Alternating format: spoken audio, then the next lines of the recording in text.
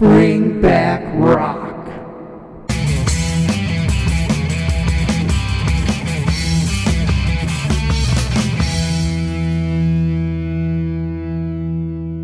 Hey everybody, it's Dean. Welcome to Bring Back Rock. Today we're talking about underrated albums from 1989. Now, if you've seen my episodes before, you realize at the beginning I kind of tell you what was happening, some of the big records at the time and everything, and then I get into the underrated albums. There are a lot of underrated albums from 1989, so much that I've decided to split this into 2 episodes. So I will do the first episode where, I do a quick recap and I'll probably talk about maybe 15 records or so. And then I'll come back and do the second episode, and that'll be about another 20 or so. And I'm still leaving out about another 15 or 20. But I know you guys are going to call me out on those and tell me which ones I missed in the comments, and I'll add them to the viewer underrated albums from 1989 when I do that video. So a lot of records. Record companies were just signing people, and a lot of times just throwing stuff out there, not really promoting it, not giving them tour money or videos. I remember one band saying that they passed on a bunch of record deals because they knew they were just tax write-offs for the company. They weren't really going to do anything with the record to try to make it successful. So a lot of those just flew under the radar. Lack of promotion, lack of too much product, not enough market share, and they just flew under the radar. So like I said, we're going to do probably about 35 or so records over the 2 episodes. I'm going to start real quick talking about what was going on. Now, some of the classic bands from the 70s were having huge success in the 80s. Alice Cooper is one of them that had his biggest album, Trash, came out, and it seemed like all the guys that he helped influence or friends of his were on this record. Guys like Kip Winger, who was in his band prior, he was on this record, and Winger had hit. All the guys from Aerosmith, except for, I think, one person was on this record. Richie Sambora and John Bon Jovi. Bon Jovi was on this record. Whole bunch of people. So they had a couple big hits, Only My Heart Talkin' and Poison, and I believe it went double platinum. It was a big record for Alice Cooper. Went to number 20 on the charts. Aerosmith, probably the biggest reclamation project of the decade. They released Pump this year, which just, Love in an Elevator, Janie's Got a Gun, and then a million deep tracks, and lots of videos too. Went 7 times platinum. Permanent Vacation went 5 times platinum. So this band was firing on all cylinders. The next album also went 7 times platinum. So Aerosmith was huge again. Probably one of the biggest bands on the planet. Kiss had a top 10 hit in Forever, and they released Hot in the Shade. A lot of people do not like the mix of this album, but it did go gold. And Whitesnake, another band out of the 70s, but really known more as an 80s band. But they released Slip of the Tongue, which they had Slide It In was successful. Then, of course, the 1987 album, huge. And then this album only went platinum. They had a couple of videos that were played like crazy. Now You're Gone and The Deeper the Love. But the album as a whole, Steve Vai was the guitarist at this time because Adrian Vandenberg got hurt. Just for whatever reason, didn't connect like the last one did. So, but they still, a couple big videos and another big album. Blue Murder, I probably could have been in my underrated records, actually, with John Sykes, formerly of Whitesnake, and Carmine Appice, I believe, was in it. And, really solid record.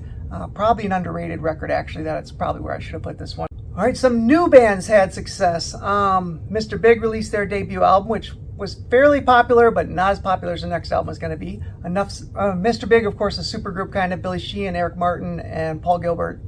The next band was Enough's Enough. They had a couple of big hits in Fly High Michelle and New Thing. So they came out this year with their debut. Extreme, Do You Want to Play, Mama Don't Want to Go to School, a couple of big, Kid Ego. There's a couple of songs off that record that had some traction, but once again, just like Mr. Big, set up their next album, which had a lot of success. And Warrant released Dirty Rotten Filthy Stinking Rich this year, which everybody knows, huge hit, multi-platinum. Sometimes She Cries, Heaven, Down Boys, big record. Not as big as Skid Row's debut, which also came out this year with Youth Gone Wild, and then the 2 ballads, I Remember You and 18 in Life. And they got the concert of the year opening up for Bon Jovi, of course. So Skid Row, I think they went 5 times platinum with this album. Just another huge record by a debut band. A couple of bands released their second album and had success. Tesla released The Great Radio Controversy, double platinum, their biggest hit, their biggest top 10 hit, which was Love Song, propelled that one. Great album. If you like Tesla, Great Radio Controversy is one of their better ones. Another band that had released their second record and had success was LA Guns, who hit it big with the Ballad of Jane, of course. Faster Pussycat released their second album, Wake Me When It's Over, and had a big hit with House of Pain. So a lot of bands releasing their second record had a lot of success. White Lion released their second major label album with Little Fighter was on there and Radar Love, so they had some success on that one. The Cult released Sonic Temple this year, which was another big hit for them, their second platinum record. Wasp released The Headless Children. Wasp always should have been bigger, I thought, than they were. They just couldn't crack into the big time, but released a lot of solid albums to start that career for sure. Great White released their most successful album, Twice Shy, which had the big hit, of course, Once Bitten, Twice Shy, which was one of the quintessential songs of the 80s. Huge record for Great White. And possibly my favorite from the year, Motley Crue's Dr. Feelgood. This, I don't know, some people thought they were faltering with Girls, Girls, Girls and Theater of Pain, but I thought Dr. Feelgood was a great comeback record. First time you heard that bass riff for the title track, Dr. Feelgood, which was the first single, loved it. So they had 5 big singles off that record. They went to number 1. It went, how many times platinum did they go? I wrote it down. 6 times platinum. So definitely Motley Crue's most successful record, and definitely a great record from 1989. All right, let's start talking about some of the underrated albums of 1989. All right, so I'm trying to do these in alphabetical order. I know I'm going to screw it up and have to add some later on, but we're starting out with Babylon AD, whose self-titled record is kind of a classic among those who love the genre. Excellent album. Bango the Bells is a great song on there. The Kid Goes Wild featured Sam Kinison in the song, and it was also featured in the RoboCop 2 soundtrack. It only went to number 88 on the charts. I thought this one should have been a lot bigger than it was, and so do a lot of other people.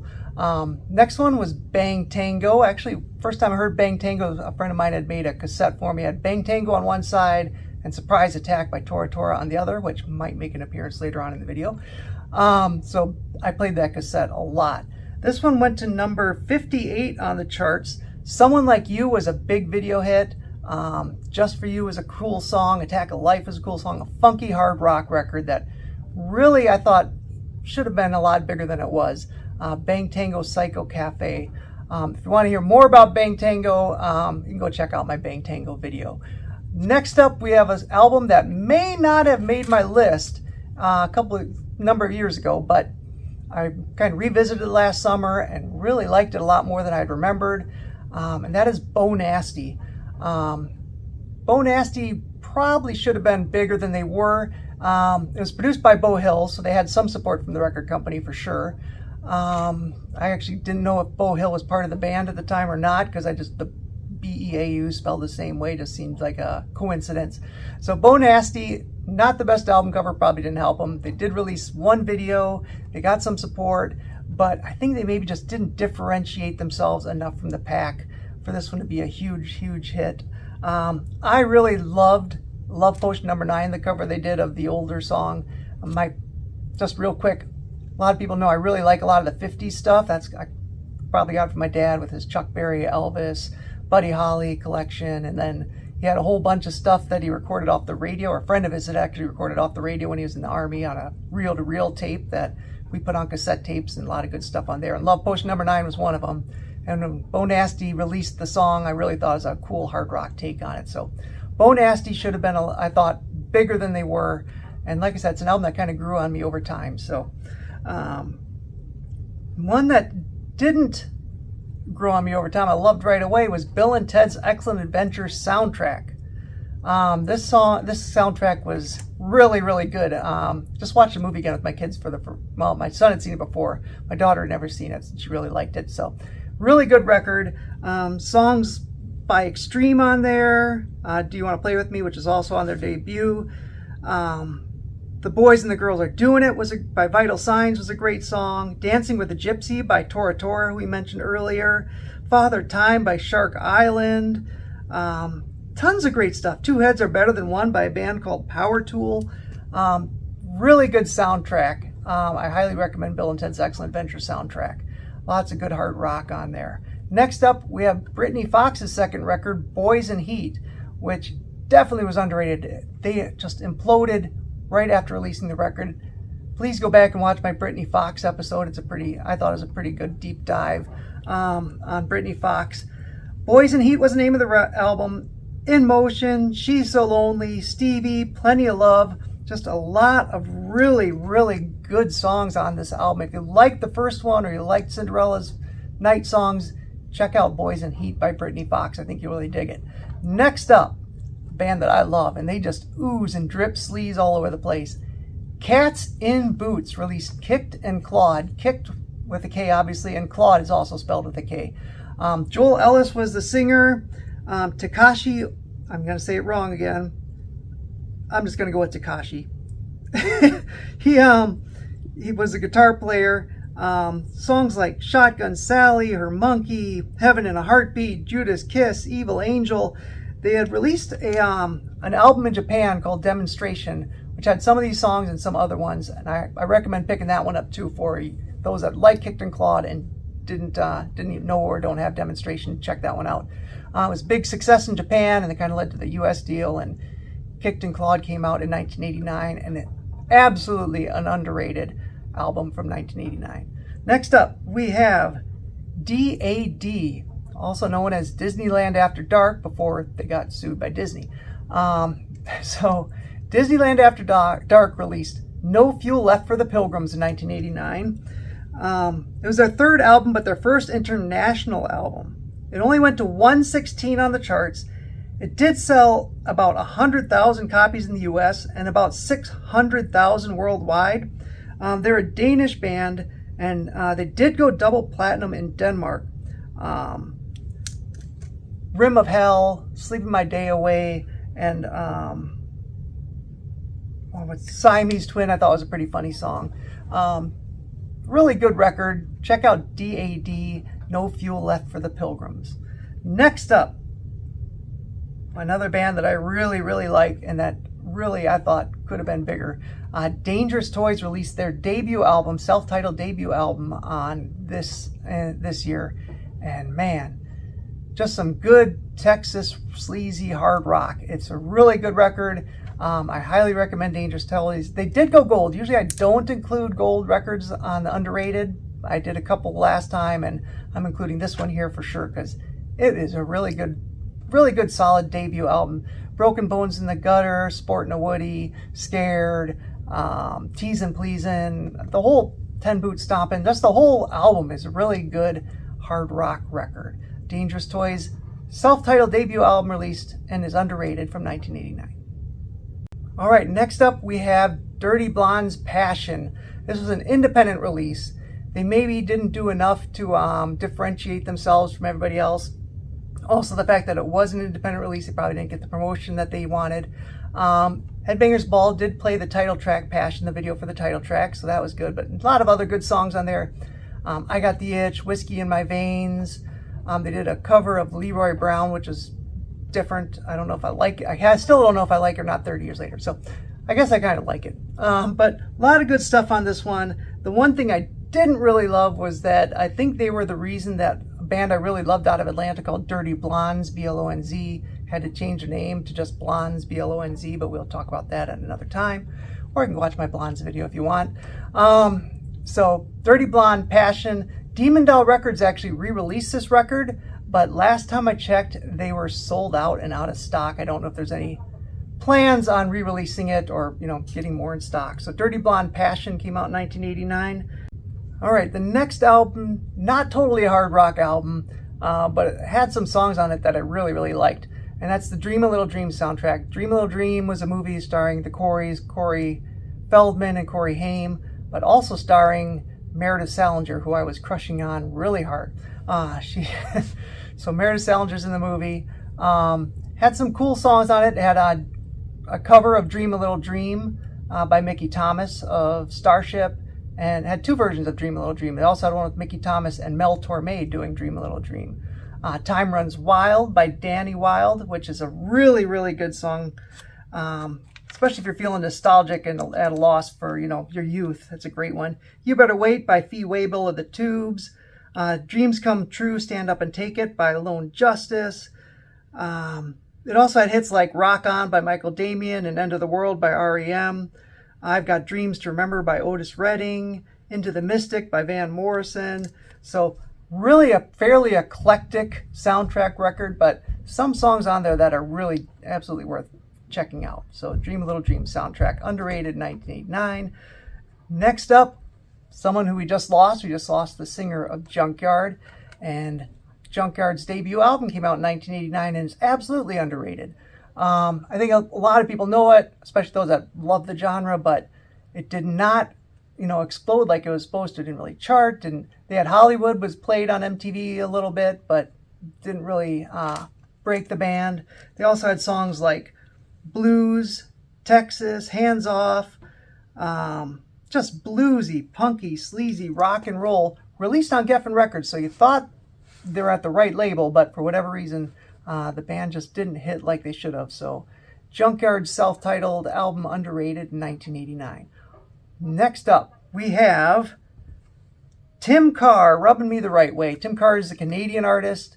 I actually got Sleazebees and Tim Carr at the same time because they were having some kind of drive where you donated books to the, I believe it was to the servicemen, and they're giving away stuff, and I got Tim Carr and Sleazebees. Tim Carr, Rubbing Me the Right Way, not a real heavy record, kind of a pop rock record, a little bit heavier than pop rock, but catchy songs on there. He was kind of looked at to maybe be the next good-looking pinup, but it didn't quite turn out that way. But did have some great songs, like the title track, Rubbing Me the Right Way. You can go check out the video for that one. Desiree, I'm Not Falling in Love, great song. She's Not Shy, Tonight You're Mine, Sad Face. There are so many songs on this record that are just really catchy and kind of stick in your head that I recommend Tim Carr's Rubbing Me the Right Way if you don't mind a little bit more catchy songs and poppier songs in the hard rock genre. Next up, we have Little Angels. They released the album Don't Pray For Me in 1989, and I thought this band was going to be huge when I saw their video, Kicking Up Dust on MTV. Kind of Bon Jovi-ish, young guys, but they had keyboard in there, but still rocked really hard. Band out of the UK, can watch my Little Angels episode for more, but really, really good. Songs like Do You Want to Riot, Pleasure Pyre, Kicking Up Dust, Don't Pray For Me. The whole album is just loaded with really great songs. They opened up for Van Halen in the UK, and when Van Halen saw their equipment at the end of the tour, they donated the back line, which is like the amps and stuff that Van Halen uses on stage. Donated them to the band, so that was pretty cool of Van Halen. But check out Don't Pray For Me by Little Angels, highly underrated, 1989. Toby Jepson, the singer, he's still going, still making music. Wayward Sons is his current band, I believe, but he's also played in Gun, and he's played in Fastway as well. So Don't Pray For Me by Little Angels, highly underrated, 1989. Next up, another hugely underrated band, Little Caesar. I think they released their best album in 1989. It wasn't actually an album, it was an EP, 4-song EP. All four songs are great. You can check out my Little Caesar episode for more information on them, but one of the big problems with them is they had the biggest management, the biggest label in Geffen, the biggest A&R guy in John Kolodner, and had way too many egos trying to decide what to do with this band, and band was kind of caught in the middle. But their EP that was released in 1989, excellent songs. 4 great songs. My favorite are God's Creation and Tastes Good to Me. But Name Your Poison is the name of the EP, and I highly suggest you check that one out. Next up, and the last one I'm going to do today before we start, before I say goodbye, and I come back with episode number 2 in a couple weeks. But the last one for today, underrated 1989, is Lord Tracy. Lord Tracy is the band that Terry Glaze, who was in Pantera, formed after Pantera. Didn't take themselves very seriously. They actually had to change their name. They are Lord Tracy, but they were originally Tracy Lords, but apparently Tracy Lords, the porn star, did not want a bunch of sleazy rock and rollers ruining her good name, so made him change it. Out with the Boys was the video on MTV, kind of funny, but oh my God, so many good songs on this. Out with the Boys, East Coast Rose, She's a Bitch, What You Doing, Chosen Ones, and Foolish Love. Those were the two kind of ballads, but they're really, really good ones. Three-Headed Chick, Piranha, lots of good songs on this record, and a band that definitely does not take themselves too seriously. Lord Tracy, Deaf Gods of Babylon, underrated in 1989. All right, there's about 15 of them. I'll be back in episode 2 with about 20 more underrated albums from 1989. And I appreciate you guys sticking around, listening to me, and I will catch you on the next episode. Thanks again.